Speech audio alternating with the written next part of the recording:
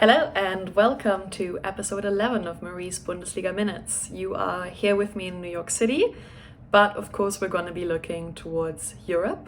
And to begin with, this was a very fun match day, so we have great games to choose from. But I thought to begin with that we should look towards Borussia Dortmund and their performance this weekend. And I have to say, a lot of superlatives have been used for Erling Haaland, who scored a brace, 2 goals against Wolfsburg in this match. But to me, watching these goals, I would like to henceforth describe him as a magnet, because the way that the goal pulls him towards it and the way that he is pulled towards the goal is literally like the straightest path possible he takes. Like, it's like, you know, in the medical field, sometimes magnets are used inside the body. Like children, you know, inadvertently sometimes swallow magnets, and it's very, very dangerous because instead of traveling down the normal route, they will try to get through as quick as they can to the electrical parts of the body. Going off on a tangent here. But this is exactly what Erling Haaland does. He's like a bulldozer going through defense, and he did both of this for both of the goals, the first and the second goal. The first goal he scored with his right foot. It was a pass back from Baku that inadvertently landed on Erling Haaland's foot because he was faster sprinting towards it than the Wolfsburg defender, and he just took it in his stride. He has such fantastic acceleration, something that I think people that watch him when they watch him the first time are often surprised by, because he's such a tall, lanky guy, but he is pacey. And he just shook off the defender just based on raw speed and then hit it home with his right foot into the near corner. So actually, again, a surprise. Like most people, because he was coming from the right, most strikers would have tried to slot it home past the goalkeeper with their left foot into that back corner of the net. He took he was cheeky. He aimed for the corner where the goalkeeper stood, where there was only maybe this kind of gap, like about 1 meter. And he surprised Castells that way and actually converted. For the second goal, the 2-0, which came in the second half, Haaland used his left foot, dribbled it with his left foot, then kind of set it up for him and then hit it home. And that was following a beautiful counter-attack and a pass by Jude, who really split open the defense. And, you know, we always talk about the statistic packing of how many of like opposing players you can take out by one pass. Toni Kroos is often the master of this. And in this pass, I mean, I don't have it in front of me, but I'm sure Jude took out the entire Wolfsburg midfield and about half the defense. So probably about 6 Wolfsburg players just with one pass. Haaland did the rest of it, shaking off the defenders on his tail and then slamming it home with his left foot. And I wanted to just quickly raise Jude because he's only 25 years old. It seems like he's been around forever, so he would be older, but he had 2 breakout seasons with Gladbach before he made this transfer to Dortmund. And at that time, you know, he was compared to Leon Goretzka. He was of that age group. He was a really fantastic young midfielder who could score from range, do anything with the ball, was very technical. And really, since then, we haven't seen that much from him. His development has kind of stalled. When Dortmund signed Thomas Delaney and Axel Witsel, he lost his place and was on the bench. And although no one ever publicly criticized him, it seemed like people at Dortmund weren't very impressed by him. And that has really changed this season. He's now the first pick under Terzic, and he combines beautifully with Jude Bellingham in a very, very young midfield for Dortmund. Bellingham, as we remember, is just 18 years old. And unfortunately, Bellingham, I should mention, got his first career red card in this game. He got a yellow and then a red. He was very late to a tackle. It was actually kind of an ugly foul, I have to say. Let's give him the benefit of the doubt because he's usually a very fair player, but he very much deserved this red card, and I wouldn't be surprised if he gets blocked for 2 games. And yeah, so for Dortmund, this was a fantastic match day because They beat Wolfsburg, who are above them. So they are encroaching on Wolfsburg. Wolfsburg is 2 points ahead of them. And of course, in Leverkusen, Frankfurt lost. And Frankfurt is now only 1 point above them. That's down from them being 4 points ahead. And with just 3 games remaining, the battle for the European spots in the Bundesliga could really not be any more exciting. Anything can happen. Wolfsburg can still drop out of those places. Frankfurt could lose their place, and it's just like an exceptional race for European qualification.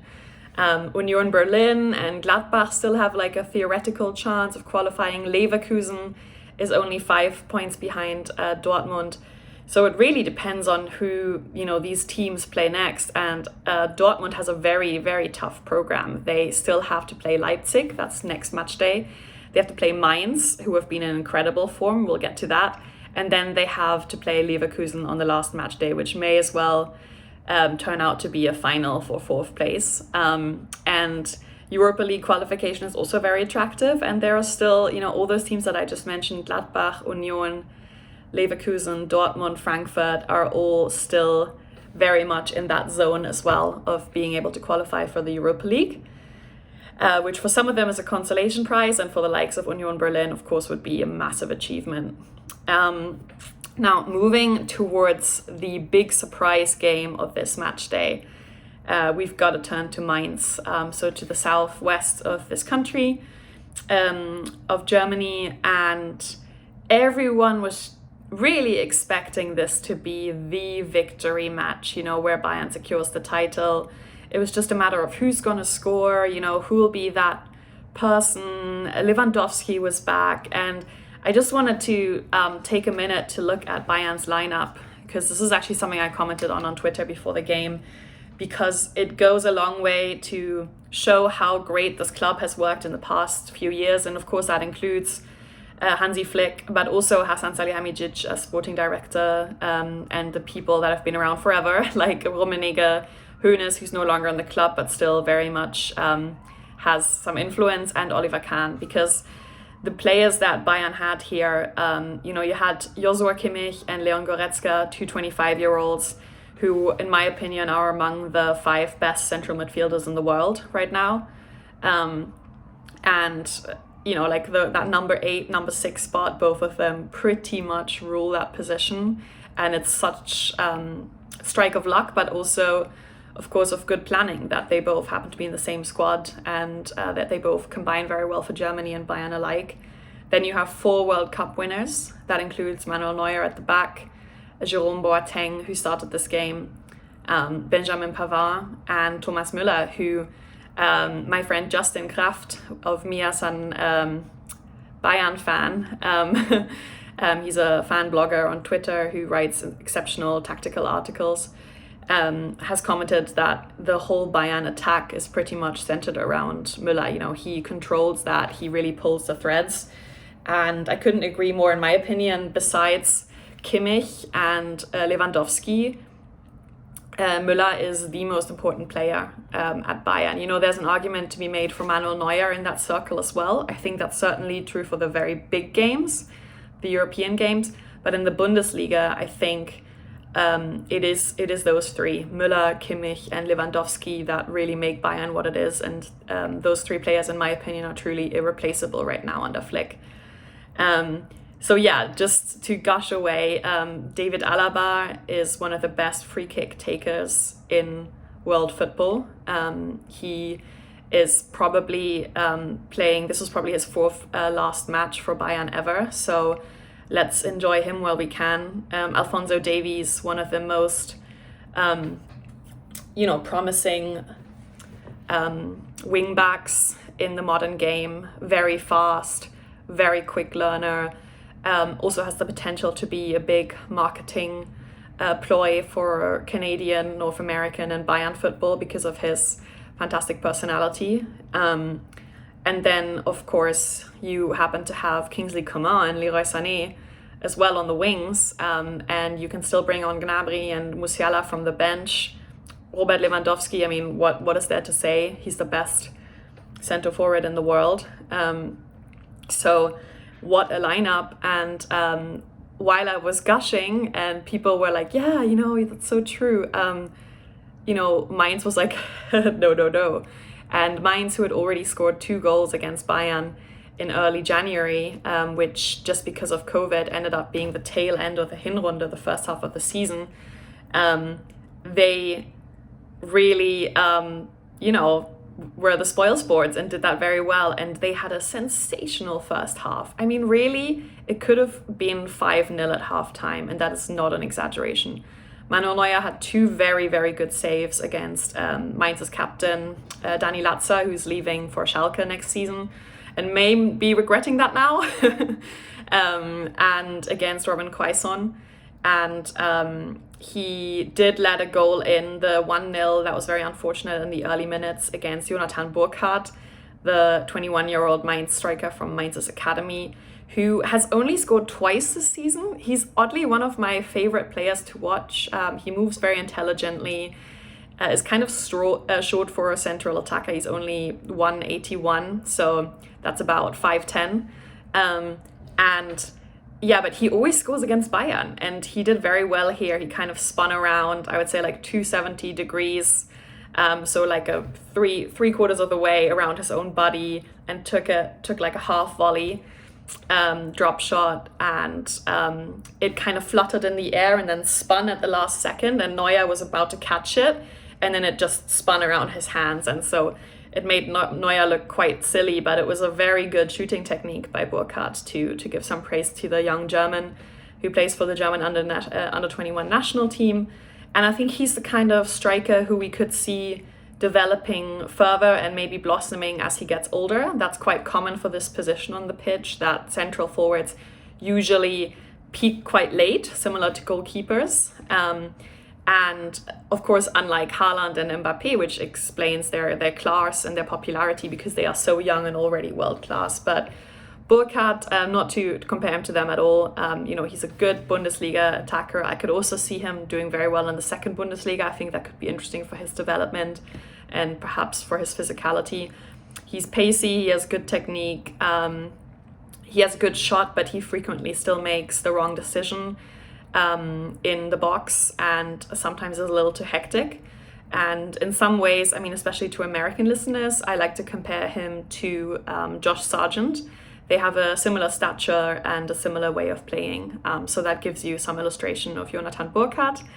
Yeah, and then before the halftime whistle, Mainz had 2 further shots against the post. So this is the aluminium saving Bayern.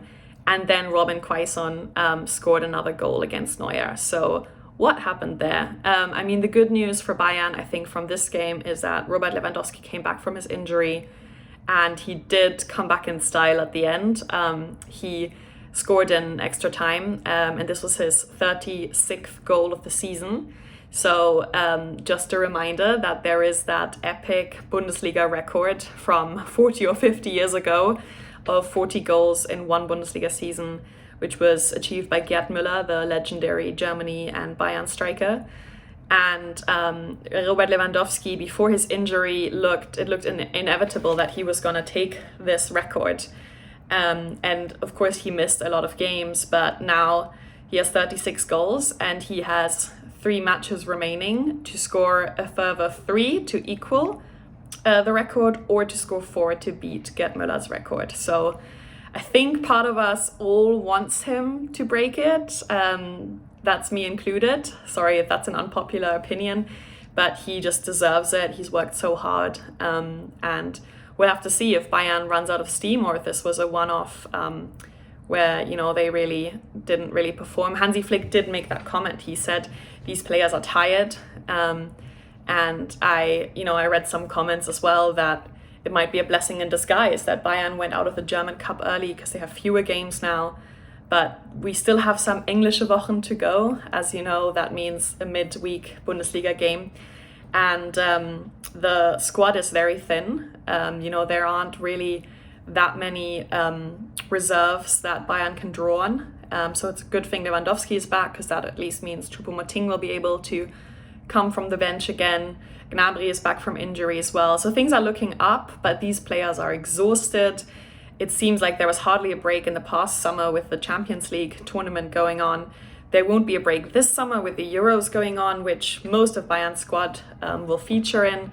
So just something to keep in mind when we evaluate Bayern's performances.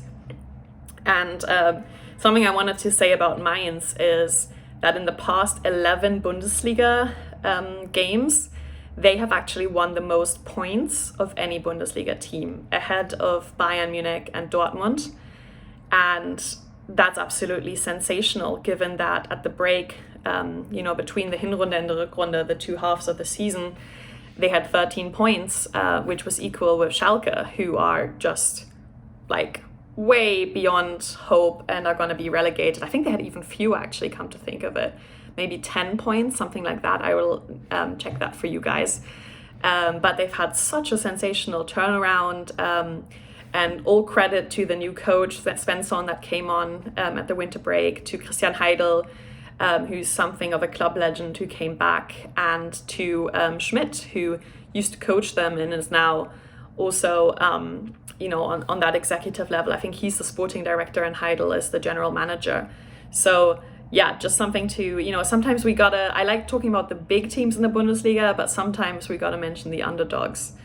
And just to round it off, I wanted to, return to the Europa League and Champions League race and mention that Leverkusen did beat Eintracht Frankfurt 3-1, a very big win for them. Leon Bailey was sensational in this game.